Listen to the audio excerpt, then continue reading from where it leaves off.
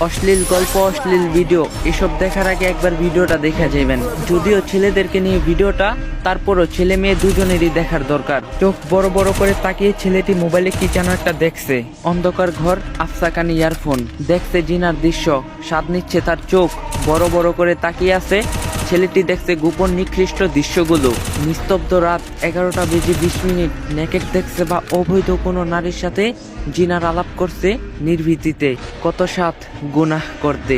হঠাৎ আচমকা শরীরটা ঝাঁকুনি দিয়ে উঠল। ছেলেটি মনে হলো কে যেন রুমে ঢুকছে, কিন্তু রুমের দরজা তো আটকানো। কি ব্যাপার, কে ঢুকলো রুমে? অন্ধকারে হঠাৎ শরীরটা শিউরে উঠলো। অজানা কেমন একটা শব্দ কানে বাজলো। অনুভব করতে পারলো কেন জানি শরীরটা অবশ হয়ে যাচ্ছে। হঠাৎ বাদিকে দেখলো, এটা কি? ওমা, কে এটা? বিশাল বড় কে আমার পাশে দাঁড়িয়ে আছে? কিভাবে ঢুকলো রুমে? হাই মাবুদ, এ কেমন ভয়ানক মূর্তি দাঁড়িয়ে আছে আমার সামনে। থর থর করে কাঁপতে শরীর, হাত থেকে বুকের উপরে পড়লো মোবাইলটা। নেকেট চলছে পুরো দমে। মোবাইলটা বুকের উপর থেকে পিছলে ছেলেটির গায়ের উপর গিয়ে পড়লো, কিন্তু চলছে উলঙ্গ নারী পুরুষের জিনার ভিডিও। হয়তো মৃত্যুর ডাক পড়ে গেল তার। সে দেখছে মালাকুল মাউত দাঁড়িয়ে আছে অথঙ্ক মৃত্যুর দ্রুত। একটু আগেও দেহটা ছিল অনেক গরম, কিন্তু মুহূর্তে ঝিম মেরে ঠান্ডা হয়ে গেছে। মৃত্যু আজ তার সামনে। মনে মনে ভাবছে, হায় আফসোস, একটু যদি তওবা করতে পারতাম, কিন্তু সময় যে আর নাই।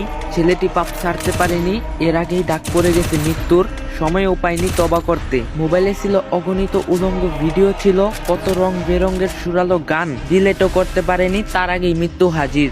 মৃত্যু ডাকছে তাকে, এসো হে নাপাক আত্মা, আসো হে নাপাক জামিল। নফসের উপর অত্যাচারী রুহু। ভয়ে রুহু দৌড়াদৌড়ি শুরু করলো, দেহের আনাচে কানাচে। পা দুটি হিম ঠান্ডা হতে শুরু করলো। কেউ নেই পাশে। চোখ উল্টিয়ে